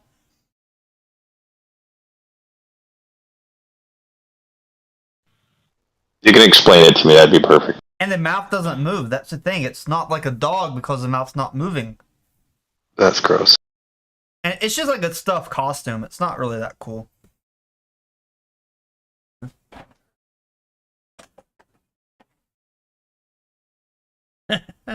If he would have made it spend a little bit more money, like so he has a tongue and everything moving in the costume, it's just people say he turned into a dog, but it's just a costume.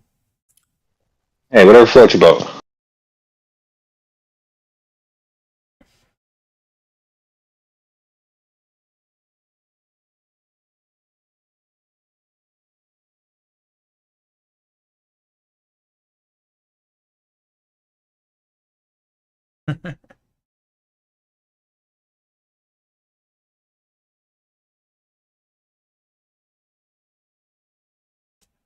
It definitely needs like $20,000. I would be very disappointed if that's the costume.